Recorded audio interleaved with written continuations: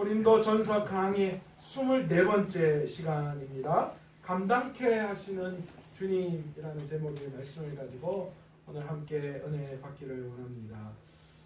요즘 저는요, 이 세계 교회를 바라보고 또 그 지도자들을 바라볼 때마다 드는 생각이 하나 있습니다. 그게 뭐냐 하면 영적 교만입니다. 능력이 없어서도 아니고요, 말씀이 없어서도 아닙니다. 은혜가 부족한 것도 아니고 성령의 역사가 나타나지 않았어도 아니에요. 오늘 세계 교회 또 아울러 한국 교회를 바라보면서 안타까운 것 중에 하나는 무언가 은혜의 결핍, 믿음의 결핍이라고 하기보다는 너무나도 흘러 넘치는 그런 영적인 교만함이 결국은 한국 교회를 망가뜨리고 또한 세계 교회를 망가뜨리고 있다라는 그런 생각이 듭니다. 왜 그럴까요? 교만은요, 너무너무 무서운 거기 때문입니다.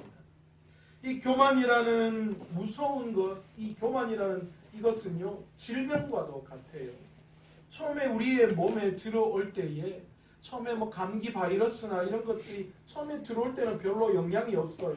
그런데 그게 내 몸에 들어와서 자리를 잡고 이제 영향을 발휘하기 시작할 그때부터 어느 순간인가 내 몸을 완전히 다 지배해서 꼼짝달싹하지 못하도록 하는 게 바로 이 교만이더라라는 거예요. 결국은 이 교만이 내 몸에 들어와서 나를 완전히 지배해버려요. 그리고 더 무서운 거는요, 바이러스든 뭐든 우리가 들어오면 내가 감기에 걸렸구나라는 걸 알잖아요. 내가 몸이 아프구나라는 걸 알잖아요. 그런데 무서운 건, 이 교만이 무서운 건, 내 안에 교만이 들어와서 그 교만이 나를 완전히 삼켜서 자리를 잡았는데도 불구하고 나는 뭐라고 생각해요? 나는 교만하지 않다라고 생각하는 게 그게 가장 큰 문제입니다. 바보가 나는 바보 아니다 이야기하는 것처럼 교만한 자가 결코 나는 교만하다 말하지 않는다라는 거예요. 교만한 걸 알면 교만하지 않는 거죠. 그런데 이 교만은 한번 들어오면 온전히 우리를 완전히 사로잡아 버리고 나를 완전히 지배해 버리고 난 다음에도 여전히 내가 교만하지 않다라고 생각하는 그런 문제가 바로 이 교만의 무서움입니다. 어쩌면 오늘 바울이 고린도 교회의 성도들을 향하여서 가장 많이 하고 싶은 것 중에 하나가 있다면 이 고린도 교회의 성도들을 향하여서 너희들의 문제가 무엇인가 라는 것을 하나만 지적하라고 이야기한다면 뭘 이야기하느냐? 바로 고린도 교회가 가지고 있는 영적인 교만에 대한 이야기를 하고 싶어 한다라는 겁니다. 바울은 고린도 교회 안에 있는 자유와 권리에 대한 문제를 가지고 이야기를 했습니다. 그리고 지식을 추구하면서 여러 가지 파당을 이루고 또 당을 짓고 교회 안에 분쟁이 일어나는 것에 대해서 안타깝게 생각하는 마음이 많았습니다. 그러나 그 모든 것을 그들에게 일으킨 것은 다른 것이 아니라 바로 바울이 말할 때의 고린도 교회 안의 영적인 교만이었습니다. 우리는 지난 시간에 이 바울이 고린도 교회를 향하여서 영적인 교만에 대한 이야기를 하면서 어떤 부분을 가지고 나왔습니까? 이스라엘 백성들이 출애굽하는 그 당시의 이야기를 꺼내면서 이스라엘 백성들이 홍해를 건너고 광야를 지나오면서 어떻게 했다는 거예요? 하나님의 은혜와 기적을 경험했다라는 거예요. 그런데 바울은 이것을 세례와 성찬에 비교해서 설명을 했습니다. 바로 이런 하나님의 기적을 경험하고 은혜를 경험하고 심지어 세례와 성찬을 통하여서 구원의 놀라운 은혜가 그 백성 가운데 임했는데, 그런데 바울은 오늘 10장 5절에 보시면 뭐라고 이 비유로 이야기하고 있는가? 그런데 그런 이스라엘 백성들, 그 백성들을 하나님은 어떻게 했다고요? 다 기뻐하지 아니하셨다, 그렇게 말씀하고 계시다는 거예요.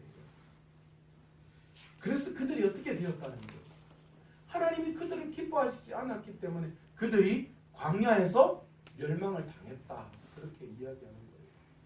하나님이 그렇게 구원받은 백성으로 하나님의 은혜와 기적을 베풀어 주신 그 백성이었는데, 그런데 그들이 하나님의 마음에 들지 않았어요. 하나님을 기쁘시게 하지 않았어요. 그래서 광야에서 다 죽어버렸다라는 거예요. 이스라엘 백성들은 광야에서 은혜를 경험했지만 여전히 뭡니까? 구원의 은혜를 알고 기적을 체험했지만, 그러나 여전히 그들 마음 안에 우상 숭배와 음행과 하나님을 시험하고 원망하는 일들이 그들 안에 여전히 존재했다는 거예요. 하나님은 이걸 그냥 보지 못했어요. 하나님은 이런 백성을 어떻게 여기셨는가? 교만한 백성으로 여기셨어요. 너희가 은혜를 알고 기적을 경험했음에도 불구하고 홍해를 건너고 또 만나와 메추라기와 반석에서 물을 나는 걸 통하여서 오늘 하나님께서 친히 기름 부으셔서 친히 이스라엘 백성을 세례해 주시고 성찬을 통하여 하나님의 구원의 백성으로 삼아 주셨는데, 그들이 교만해서 구원받은 백성으로서의 삶을 살지 않았다. 바울은 고린도 교회 성도들을 향하여 이 비유의 이야기를 들면서 너희도 어떻게 해야 한다는 거예요. 너희도 결코 자만해서는 안 된다라는 것을 이야기했습니다. 너희도 영적인 교만주의에 빠져서 결코 하나님을 저버려서는 안 된다. 너희가 뭐 한 줄 알면요? 너희가 선 줄 알면 넘어질까 근심하고 걱정하고 해야 한다라는 거예요. 여기서 섰다라는 말이 뭐라고 말씀드렸습니까? 여기서 섰다는 건 실질적으로 너희 스스로가 구원받았다라고 생각할 바로 그때를 이야기합니다. 여러분, 오늘 우리에게 동일해요. 우리가 구원받은 하나님의 백성이다. 나는 이제 천국을 소유했다라고 그렇게 내가 느껴지는 그 순간 우리가 어떻게 해야 한다고요? 넘어질까 조심해야 해요. 우리가 걱정해야 합니다. 그렇다고 구원을 의심하라는 건 아니에요. 그러나 우리 스스로가 영적인 그런 교만에 빠져서 내가 이제 구원받았으니까 이 땅의 삶은 아무것도 아니다, 그런 식으로 생각, 그래서 그냥 구원받은 백성으로서 마음대로 자유를 누리면서 세상 가운데 살아가는 이런 모양 또한 하나님이 원하시는 것이 아니다라는 것입니다. 신학적으로 이야기하면 구원은요, 이미와 아직도의 사이를 갈린다, 그렇게 이야기합니다. 이게 무슨 뜻입니까? 구원은 이미 우리가 다 받았지만 아직도 우리가 구원을 위하여 달려가야 할 존재들이다 라는 것을 이야기하는 거예요. 어떤 사람들은 내가 그냥 한번 구원받았기 때문에 죄 앞에서도 무감각해요. 아유 뭐 또 뭐 회개하면 되지 뭐. 아유 뭐 내가 좀 잘못해도 하나님 구원해 주셨는데 뭐 그게 의미가 있어. 어떤 알미니안 주의자들, 이런 사람들은요 어떻게 하느냐, 구원을 내가 살아가야 한다, 날마다 내 행위를 통하여 구원을 이루어내야 한다라고 이야기를 합니다. 그러나 우리는 그렇게 생각하지는 않아요. 구원은 전적인 하나님의 은혜 가운데 있습니다. 그런데 그 구원은 하나님의 전적인 은혜인데, 그렇다면 진짜 구원받은 백성이라면 우리의 삶에 당연히 뭐가 나타난다는 거예요. 구원받은 백성으로서의 모습이 우리의 삶 가운데 반드시 드러나게 되어 있다라는 거예요. 그래서 성경은 우리에게 뭐라고 이야기합니까? 너희 믿음은 너희의 열매로 안다, 그렇게 이야기합니다. 너희가 어떤 열매를 맺느냐는 걸 보면 너희 믿음이 무엇인지를 알 수 있다라고 그렇게 이야기하는 거죠. 오늘 바울은 13절에 와서 이제 너희가 선줄로 생각하는 자는 뭐하기를요? 넘어질까 조심해라 라고 하는 그 말씀 이후에 고린도 교회 성도들에게 뭐라고 이야기하느냐, 이제 앞으로 이 고린도 교회 성도들이 이 패역한 고린도 지역, 제가 고린도 지역에 대한 배경 설명은 너무나 많이 드려서 아시죠, 그죠?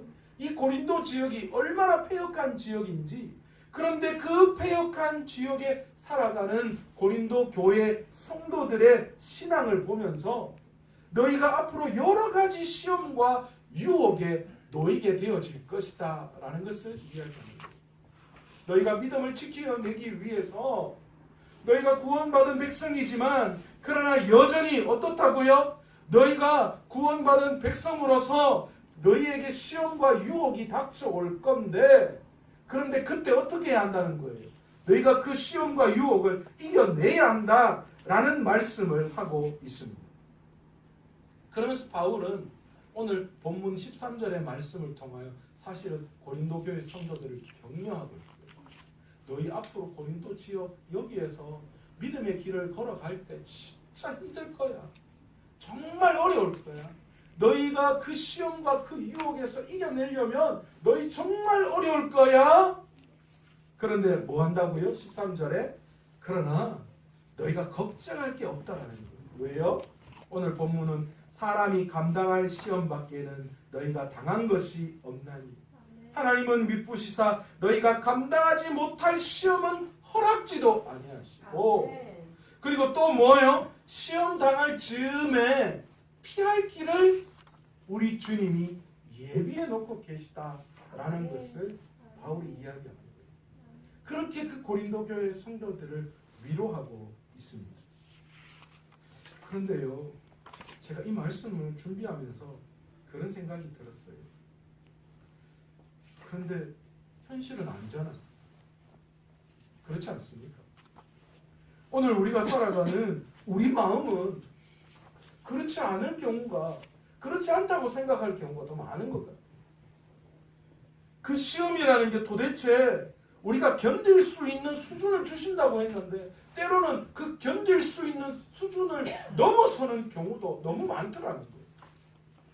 뜻하지 않는 사고, 어느 날 갑자기 닥쳐온 질병, 여러 가지 물질적인 문제, 사람과의 관계의 문제, 때로는 자녀들의 문제, 예기치 않은 어떤 사람들의 죽음을 맞이하는 경우, 이런저런 상황들이 올 때에 도대체 그 이유를, 그 재앙의 이유를 알 수 없을 경우가 너무 많더라고요. 그리고 그 현실, 나에게 주어진 그 힘들고 어려움, 그것들을 도저히 감당할 수 없을 만큼 힘들고 어려운 경우가 더 많더라고요. 그 옛날 이스라엘 백성들처럼 노골적으로 아예 우상 숭배하고 하나님 시험하고 원망해서 만약에 그렇게 당한다면 모르겠는데 나는 그래도 내 나름대로는 열심히 한다고, 내가 열심히 신앙생활 한다고 하는데 그런데 내 인생에 이런 여러 가지 시험과 어려움이 닥쳐서 그 시험과 어려움 때문에 하나님은 이기게 하신다고, 하나님은 넘지 못할 시험 그거 주시지도 않는다고, 시험 당할 즈음에 피할 길도 예비하신다고 했는데 도저히 그게 안 보이는 상황을 살아갈 때가 있더라는 거예요.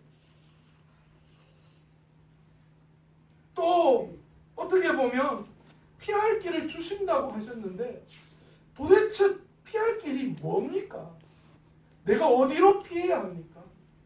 아니 보여주셔야 될 거 아닙니까? 정말 암담하고 어둡고 도저히 어디로 가야 할지 모르는 그런 절박한 상황 속에 놓여져 있을 때도 있다는 거예요. 그때면 가슴이 무너지고 속이 썩어져 가는 우리의 상황을 발견할 때가 너무나도 많이 있습니다.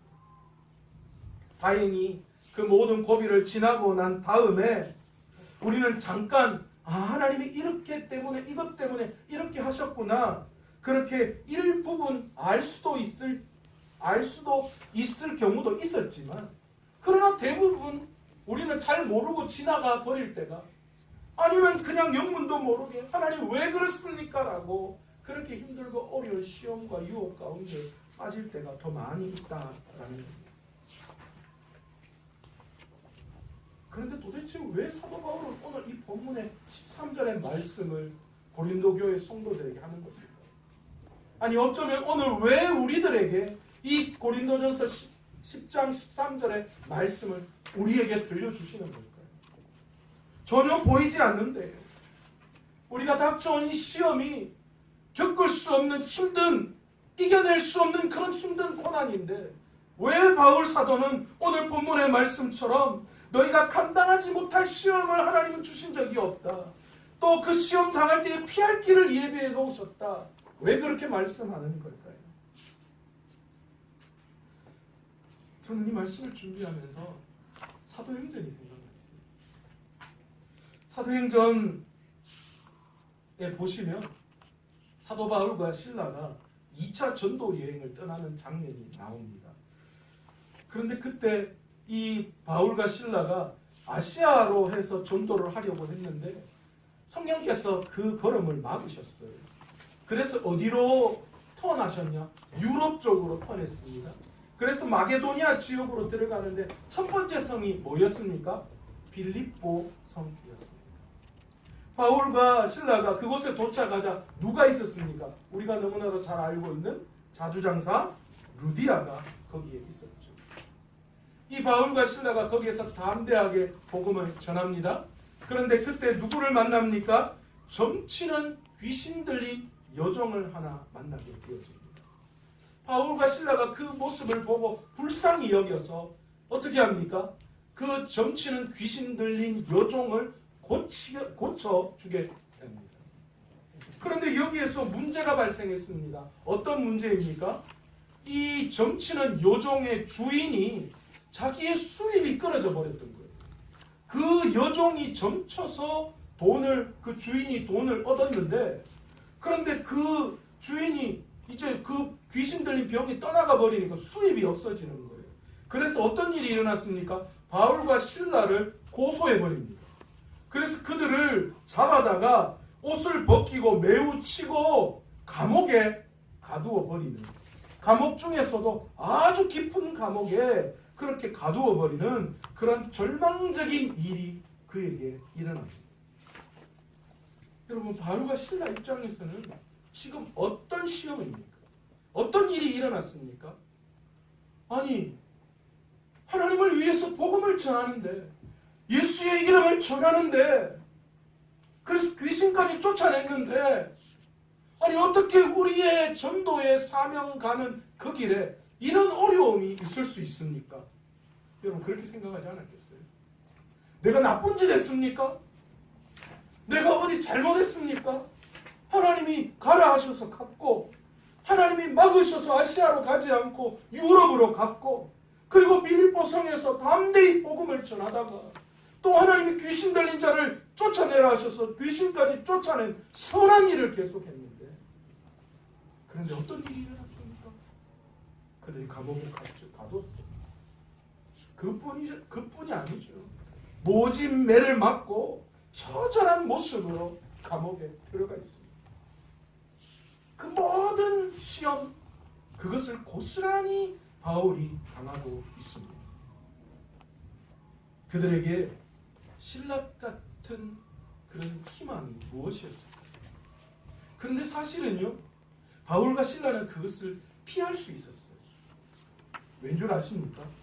바울은 뭐가 있었습니까? 로마의 시민권이 있었습니다. 그런데 여러분, 바울과 동역했던 신라도 역사적 자료에 의하면 동일하게 로마의 시민권이 있는 자였어요.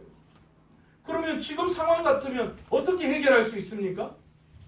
지금 만약에 그들이 매를 할 때에 어떻게 합니까? 이 사람들이 지금 무슨 짓 하는 거냐고. 내가 누군 줄 아냐고. 자, 마패 꺼내듯이 아멘어사 출도요 이런. 내가 말해야 내가 로마 시민권이 있는 사람이야. 내 몸에 손대지 마. 내 몸에 털끝 하나 대면 내가 가만 안 있을 거라고.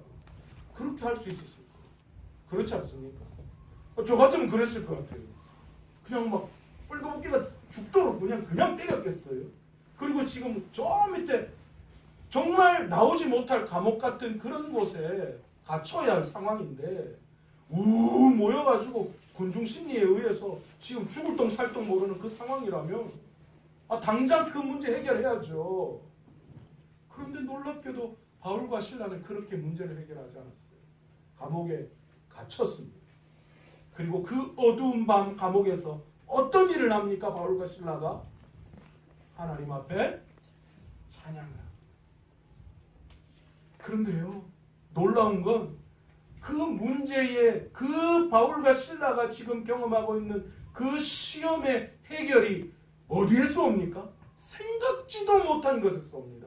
어떻게 해요? 지진이 일어났다 그랬잖아요. 지진이 일어나서 옥문이 열리는 역사가 일어났어요. 그런데 더 놀라운 건요, 이 바울과 실라가 지진이 일어나서 옥문이 열렸는데 어떻게 합니까? 그들이 도망가지 않았다라는 거예요. 그리고 그들이 어떤 일을 일으킵니까? 그 감옥을 지키는 간수와 그 가족에게 복음을 전하는 또 다른 사명을 이루어내는 일들이 그에게 일어났다는 거죠. 그 감옥의 간수와 그 가정이 구원을 받게 된 거예요. 그들에게 그 길처럼 좋은 길도 없었을 것입니다. 바울과 실라에게 그것은 최선의 피할 길이었고 그것으로 그들은 그 시험을 능히 감당할 수 있게 되었습니다. 오늘 바울이 말하는 감당하지 못할 시험을 허락하지 아니하신다는 이 말씀에 우리는 집중해야 합니다. 그리고 시험 당할 즈음에 피할 길을 내사 능히 감당하게 하신다는 말씀이 오늘 바울과 실라가 경험한 그 말씀인 그 말씀으로 우리가 받아들여야 합니다. 시험은 다른 사람들이 보기에 아무리 쉬워 보여도 사실 당사자에게는 너무나도 어려운 것입니다. 그래서 시험 당한 사람은 괴로워하고 때로는 헉헉거리기도 하죠. 자신의 한계를 느낍니다.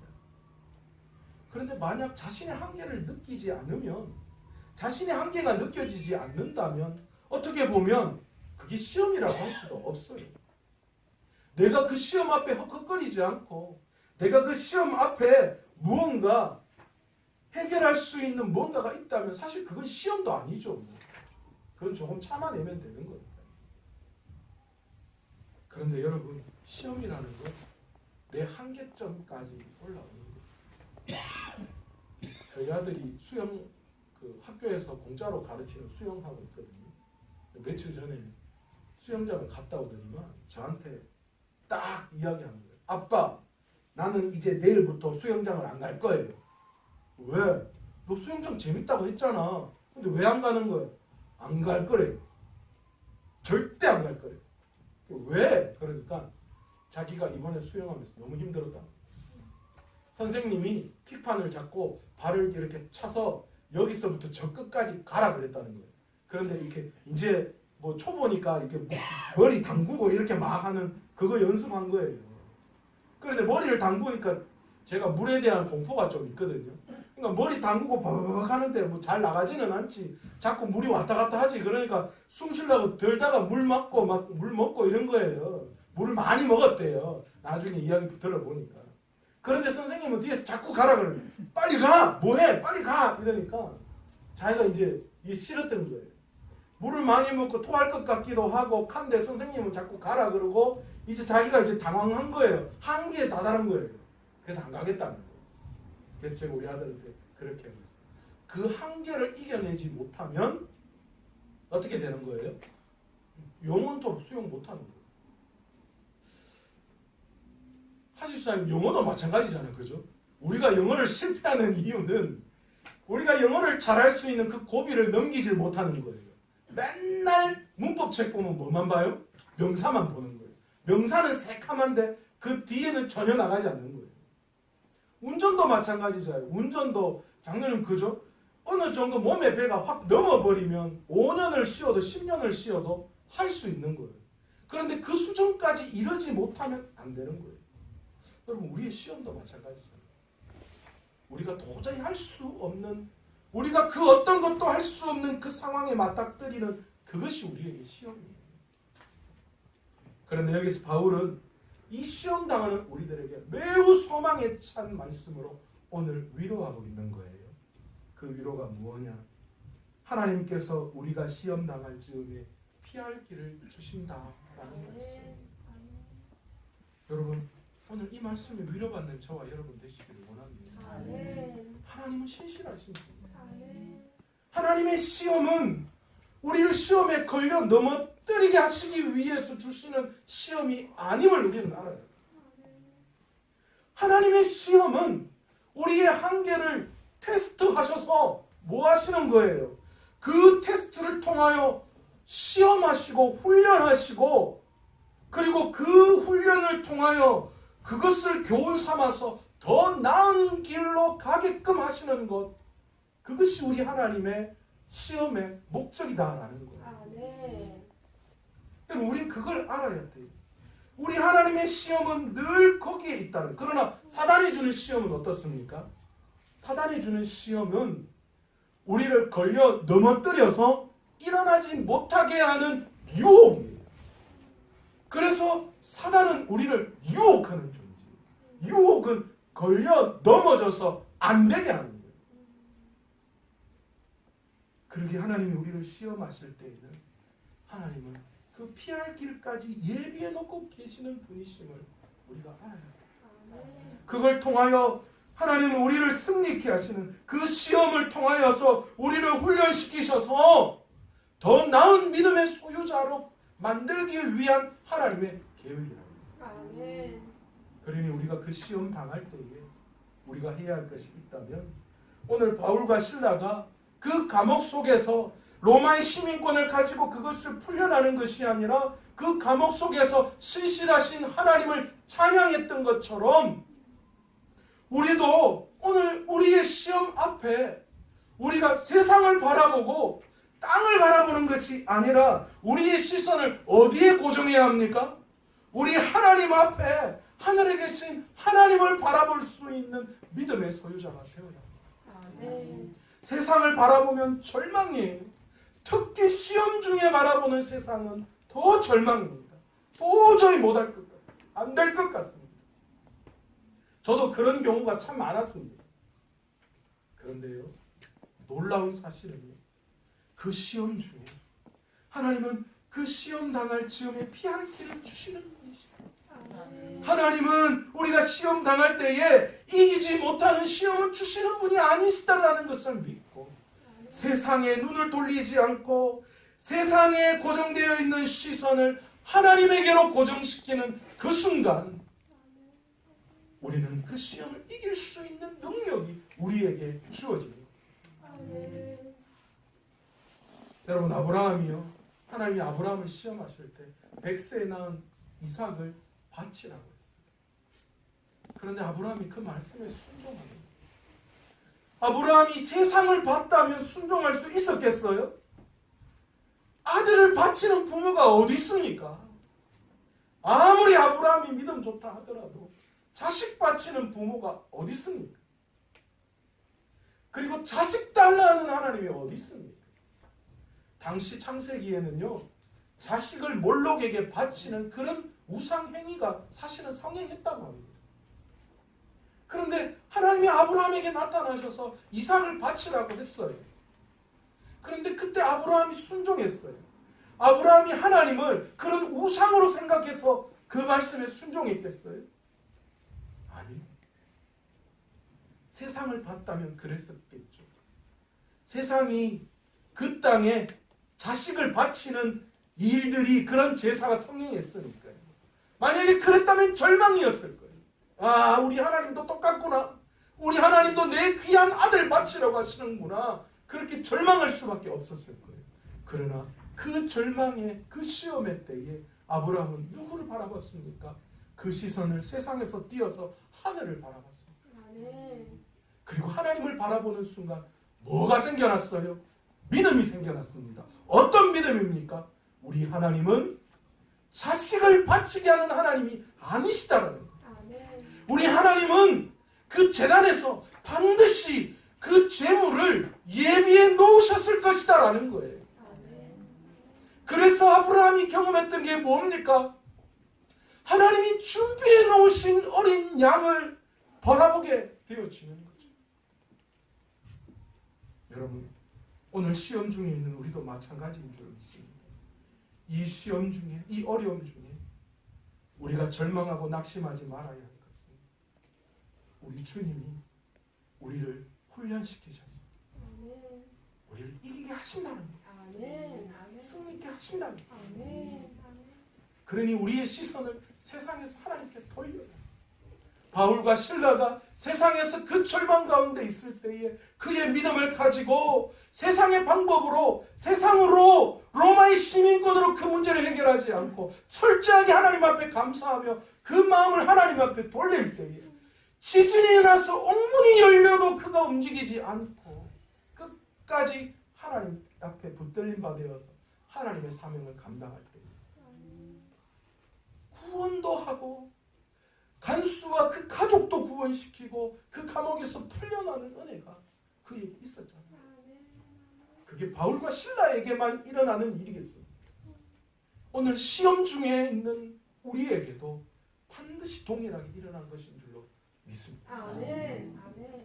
그러게 오늘 여러분 이 바울의 이 위로의 말씀이 저와 여러분의 말씀이 될 줄로 믿습니다. 아멘. 사단은 우리를 유혹에 넘어뜨리는 것, 그래서 일어나지 못하게 하는 게 목적입니다.